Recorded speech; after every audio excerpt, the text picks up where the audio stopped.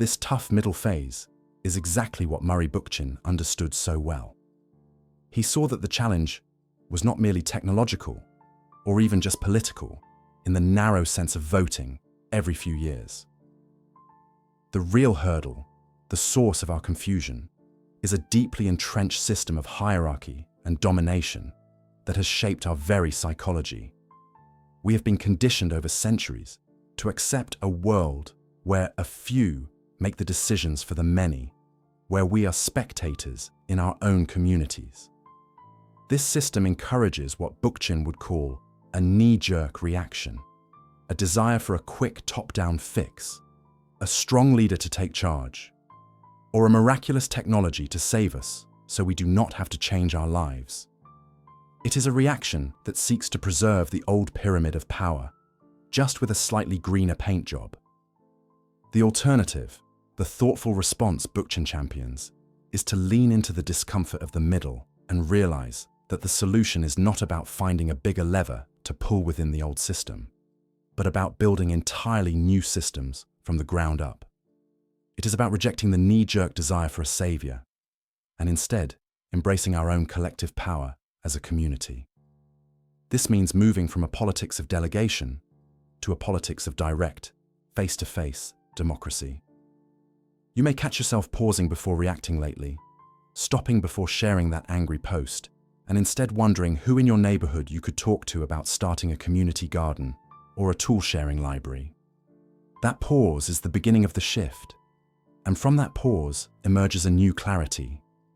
The overwhelming nature of the global crisis begins to refocus into the manageable, human-scale work of our local community. The goal is no longer to seize control of the distant, impersonal state machinery, but to render it irrelevant by building counter-institutions that are organic, democratic, and ecological.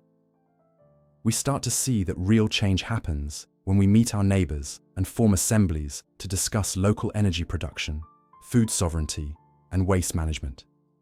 It is not a single grand solution, but a mosaic of small, interconnected solutions tailored to the specific ecology and culture of a place.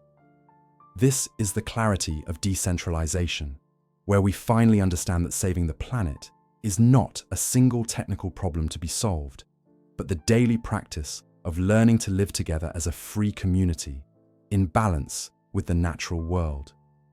We become citizens again, and in doing so, we find the agency that felt so lost in the confusing middle.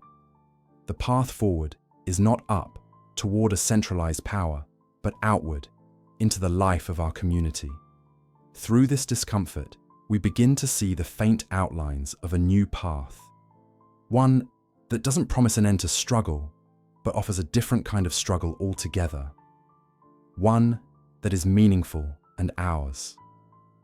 It's the difference between banging your head against a wall someone else built and carefully, thoughtfully laying the bricks for a structure of your own design.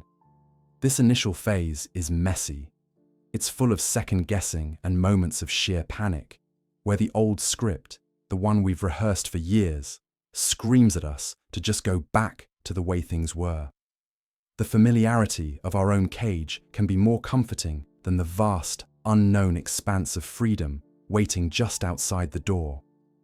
But if we sit with that panic, if we acknowledge it without letting it steer the ship, something remarkable starts to happen.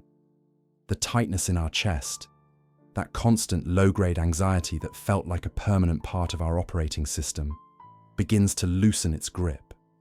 It doesn't vanish, but it stops being the background music to our entire lives. We start to notice small things. The way we don't feel a pang of inadequacy scrolling through social media because we're too busy thinking about a project we're genuinely excited about. The way a minor inconvenience, like spilling coffee, becomes just that, a minor inconvenience to be cleaned up, and not a catastrophic sign that the entire universe is against us.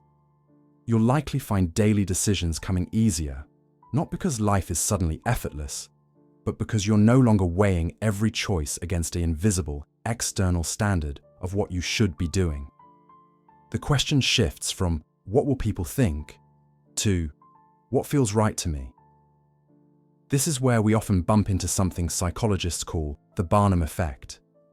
It's that tendency we all have to believe vague, general personality descriptions are uniquely accurate for us. We've spent so long accepting these broad, often flattering horoscopes of identity that were handed to us. You're such a people pleaser. You're the creative but disorganized one. You're just not a math person. We wore these labels because they came from authority figures or seemed to explain our struggles, and they gave us a sense of place, a box to fit into. The journey out of that box involves starting to see those labels for what they are, incredibly generic. They could apply to millions of people.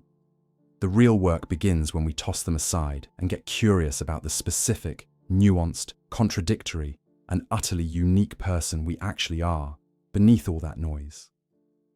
It's a process of excavation. We are digging through layers of expectation and habit to find the authentic impulses underneath. Many notice old frustrations don't bother them as much. That colleague who always knows best, the relative who offers unsolicited advice, the traffic jam on the way to an appointment, these things begin to lose their power to ruin an hour or a day. It's not that we become passive or indifferent. It's that our center of gravity shifts. Our emotional well-being is no longer so precariously balanced on every single event outside our control. We develop an internal stability. The storms still happen, but we're in a sturdier boat, and we've learned how to sail. This newfound space allows for a different quality of thought. Instead of reacting, we can respond. Instead of assuming, we can inquire.